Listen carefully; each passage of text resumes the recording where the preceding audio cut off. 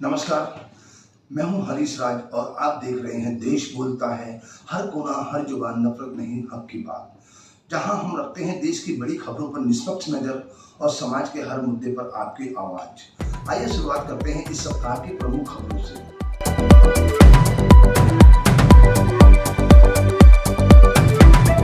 आज की बड़ी खबर मुंबई से आ रही है। आज सुबह करीब 10:30 की रेलवे से जुड़ी मुंबई की सबसे बड़ी ब्रेकिंग न्यूज।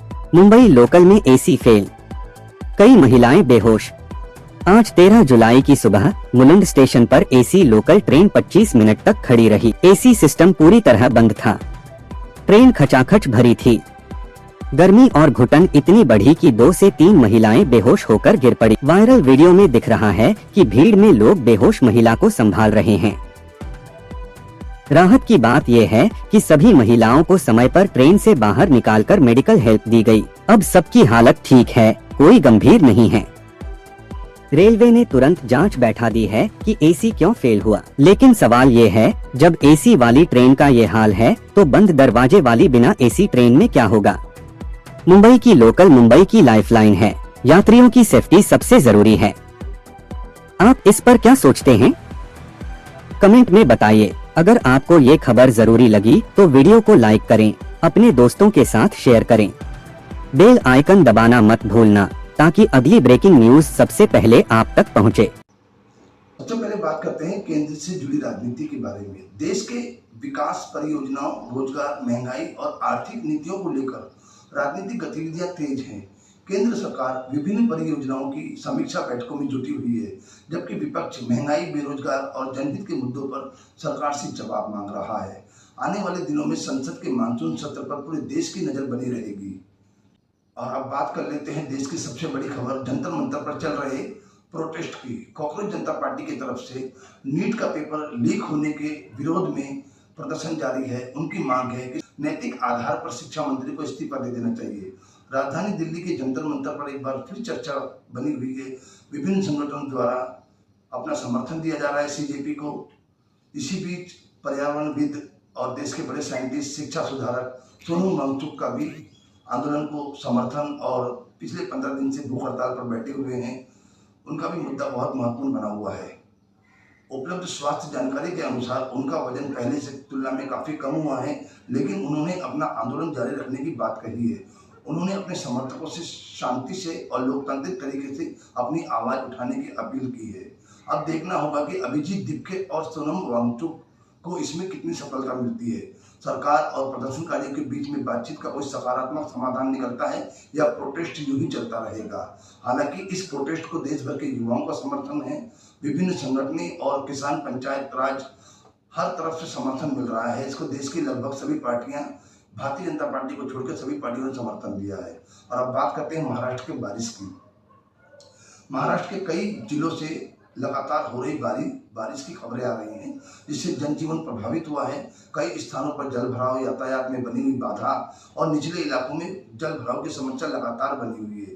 प्रशासन ने लोगों से अपील की है कि बिना आवश्यकता से बाहर न निकलें, नदी नालों के पास न जाएं और मौसम विभाग के निर्देशों का पालन करें।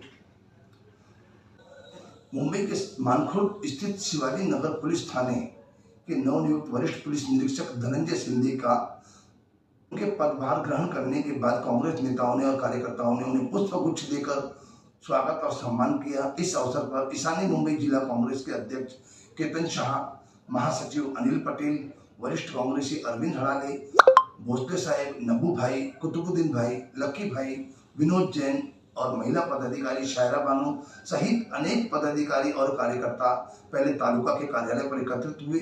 बैठक के बाद सभी प्रतिनिधि मंडल के रूप में शिवाजी नगर पुलिस थाने पहुंचे।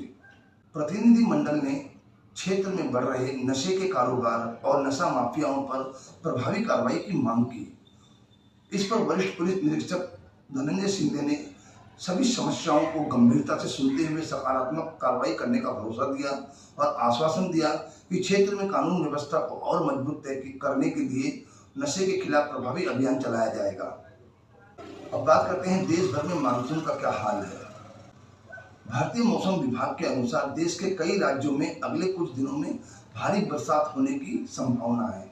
उत्तर भारत, मध्य भारत और पूर्वी भारत के कई इलाकों में अलर्ट जारी किया गया है। वहीं किसानों से भी अपील की गई है कि मौसम विभाग की सलाह के अनुसार खेती से जुड़े निर्णय लें। अब खबर जयपुर से। जयपुर से सरकारी नौकरी और संपत्ति के लालच में बेटी ने करवाई मां की हत्या। जयपुर से एक दिल दहला देने वाली खबर सामने आई है।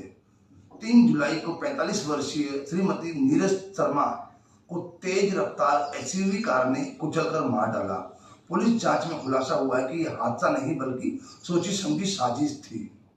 आरोप है कि 23 वर्षीय बेटी आयुषी, जो कानून की छात्र भी है, लॉ कर रही है, अपनी विधवा मां की हत्या सिर्फ इसलिए करवा दी ताकि उसे मां की संपत्ति और अनुकंपा के आधार पर सरकारी नौकरी मिल जाए। नीरज शर्मा के पति विजय कुमार शर्मा अदालत में एलडीसी थे। करीब 1 वर्ष पहले उनकी मृत्यु के बाद नीरज शर्मा को अनुकंपा के आधार पर वो नौकरी मिली थी।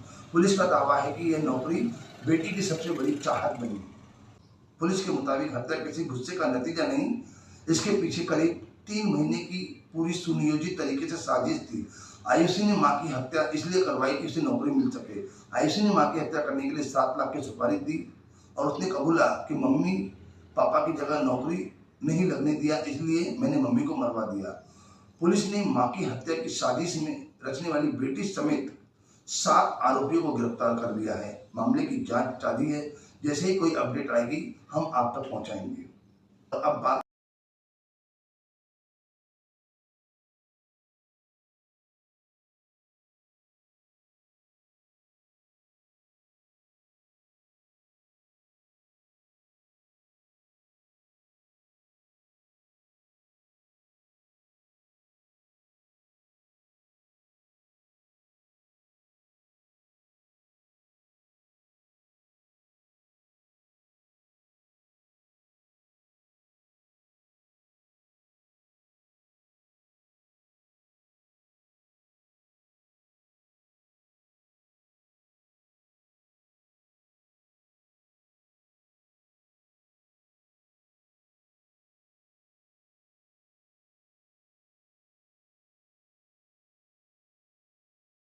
और अब बात साइबर अपराध से सावधान रहने की। देश भर में ऑनलाइन ठगी के मामले लगातार बढ़ रहे हैं। यदि कोई व्यक्ति बैंक अधिकारी बनकर फोन करे, ओटीपी मांगे या किसी लिंक पर क्लिक करने को कहे तो तुरंत सावधान हो जाएं। अपनी बैंकिंग जानकारी किसी भी अनजान व्यक्ति से साझा न करें। हमारे चैनल की तरफ से युवाओं के लिए विशेष संदेश। आज का दौर केवल डिग्री का नहीं बल्कि कौशल का है। एआई यानी artificial intelligence, digital technology, communication skill और नई तकनीकों की जानकारी युवाओं को भविष्य के लिए तैयार कर सकती है। समय के साथ सीखते रहना ही सफलता की सबसे बड़ी कुंजी है। देश बोलता है चैनल की तरफ से स्वास्थ्य सलाह। बरसात के मौसम में साफ पानी पिए। बाहर का खुला खाना खाने से बचें। यदि लगातार बुखार, उल्टी या कमजोरी महसूस हो तो स्वयं दवा लेने के बजाय डॉक्टर से सलाह लें। स्वस्थ रहेंगे तभी सुरक्षित रहेंगे। और अब अंत में एक अच्छी खबर के साथ समापन। देश भर में कई सामाजिक संस्थाएं जैसे मानव सेवा चैरिटेबल ट्रस्ट और समन्वय समिति जैसी संस्थाएं गरीब बच्चों की शिक्षा, महिलाओं के सशक्तिकरण और पर्यावरण संरक्षण के लिए सराहनीय कार्य कर रही हैं। ऐसे प्रयास हमें यह विश्वास दिलाते हैं कि भारत केवल विकास ही नहीं बल्कि सामाजिक जिम्मेदारी के रास्ते पर भी आगे बढ़ रहा है। तो ये थीं इस सप्ताह की प्रमुख खबरें। इनमें से आपको कौन सी खबर सबसे महत्वपूर्ण लगी? अपनी राय हमें कमेंट बॉक्स में जरूर लिखें। अगर आपको हमारा यह न्यूज़ बुलेटिन पसंद आया हो तो वीडियो को लाइक करें, अपने दोस्तों के साथ शेयर करें और देश बोलता है चैनल को सब्सक्राइब करना बिल्कुल न भूलें। मैं हूं हरीश राज। फिर मिलेंगे अगले सप्ताह नई खबरों और नए विश्लेषण के साथ। नमस्कार। जय हिंद। जय भारत।